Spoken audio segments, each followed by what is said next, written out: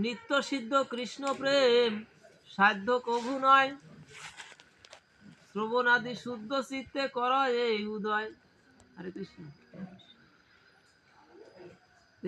এই যে কৃষ্ণ প্রেমটা, কৃষ্ণ ভক্তিটা নিত্য সিদ্ধ মানে শাশ্বত কালে,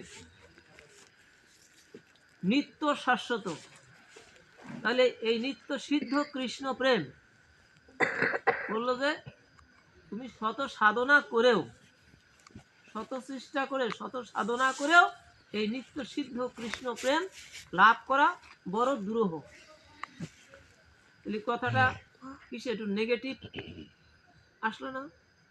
যে বস্তুটা আমি সাধনা করেও লাভ করতে পারছি না। ভগবান বললো যে এই নিত্য সিদ্ধ কৃষ্ণ প্রেম, এই কৃষ্ণ ভক্তি, এইটা তো তোমার ভিতর আমি দিয়ে দিছি।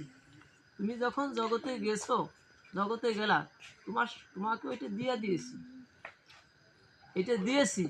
কিন্তু এই সংসারের ভিতর পড়ে, এই সংসার মায়াজালের ভিতর পড়ে, সংসারের ভিতর আছে কি কাম কামনা লোভ লালসা,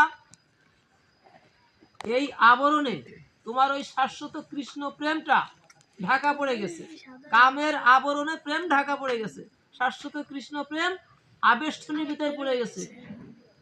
তার কারণে এই আমরা যে সংসারের ভিতর আছি, এই সংসারের প্রতিটা জীব, মায়াবদ্ধ জীবের কাম কামনা লোভ লালসা এটা আমাদের ভিতরে আছে।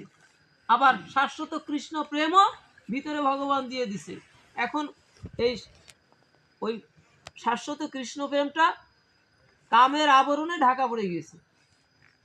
এখন বলল যে তুমি যতই সাধনা করো না কেন, এই নিত্য সিদ্ধ কৃষ্ণ প্রেম তোমার ভিতর প্রকাশিত হওয়া বড় দ্রোহ। এইবার তারপরের অর্ধেক শ্লোকে কি হল? নিত্য সিদ্ধ কৃষ্ণ প্রেম সাধ্য কবু নয়। আবার বললো কি, এই দেখেন নেগেটিভের পরে আবার পজিটিভ সাইড আশার বাণী দিয়েছে। সাধ্য কবু নয়, শ্রবণ আদি শুদ্ধ চিত্তে করয়ে উদয়।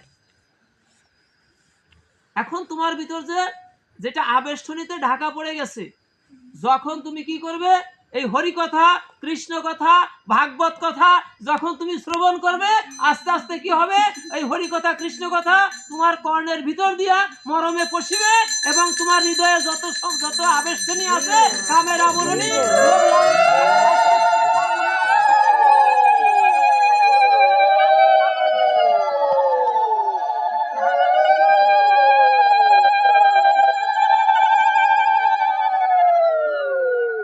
যেটা সংসারের ভিতরে এসে তোমার ঢাকা পড়ে গিয়েছিলে, যখন তুমি এই ভাগবত পাদপীঠে যাবা, হরি কথা কৃষ্ণ কথা ভাগবত কথা শ্রবণ করবা, এবং শ্রবণ করতে কি করবা, তুমি ওই ভক্তের বাজারে গিয়ে ভক্তের চরণ রেণু যখন তোমার ওই অঙ্গে তুমি লেপন করবা, আস্তে আস্তে তোমার সেই আবেষ্টনী ঘুষে যাবে। হরে কৃষ্ণ।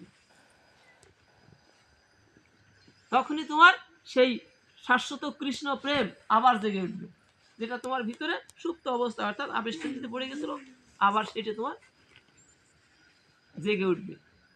তাহলে এই একটা ক্ষেত্রে নির্ণয় করে দিলেন যে বস্তুটা তোমার ঢাকা পড়ে গিয়েছিল, যেটা সুপ্ত অবস্থায় ছিল, এখন সেটা তোমার প্রকাশ হবে কোথায়? এই ভাগবত পাদপীঠে গেলে।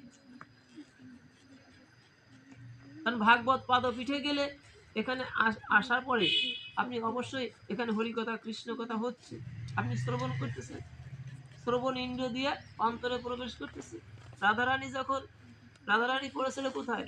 রাধারানী যখন ওই বাহ্য দশা শূন্য হয়ে পড়ে আছে, হঠাৎ করে ললিতা বিশাখা ওরা বললো কি যে দেখো এই রাধারানীর যে অবস্থা হয়েছে, এখন দশম দশা, মৃত্যু প্রায় অবস্থা, এখন এর দেহে প্রাণ ফিরাইতে হইলে এর ভিতর থেকে কোন রকম শ্বাস প্রশ্বাস শুধু বইতেছে, যদি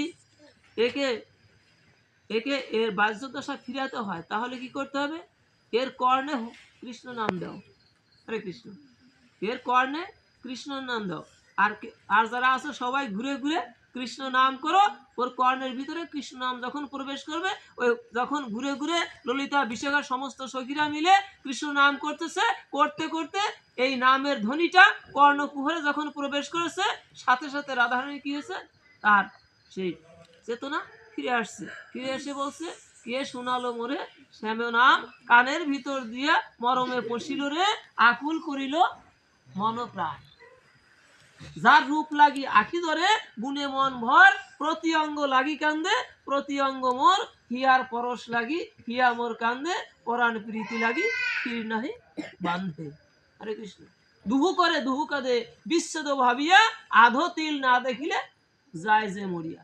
হরে কৃষ্ণ। কৃষ্ণের অদর্শনে আমার যে অবস্থা হয়েছিল, যখন তোরা আমার কর্ণে কৃষ্ণ নাম দিয়েছিস, আমার কর্ণের ভিতর দিয়ে আমার মরমে প্রবেশ করছে, মরমে যখন প্রবেশ করছে তখনই আমার সেই চেতনা আমি আবার ফিরে পেয়েছি। এই জীবের অবস্থাও ঠিক তদ্রূপ। আমরা সংসার মায়ের বন্ধনে থেকে আমরা আমরা যে অবস্থাটা হয়ে গিয়েছিল, যখন এই ভাগবত পাদপীঠে এসে ভক্ত সঙ্গে গিয়ে নাম যজ্ঞে গিয়ে যখন আমরা কৃষ্ণ কথা শ্রবণ করতেছি এবং ভক্ত সঙ্গ করতেছি, ওই ভক্তের বাতাসে আমার সমস্ত অঙ্গ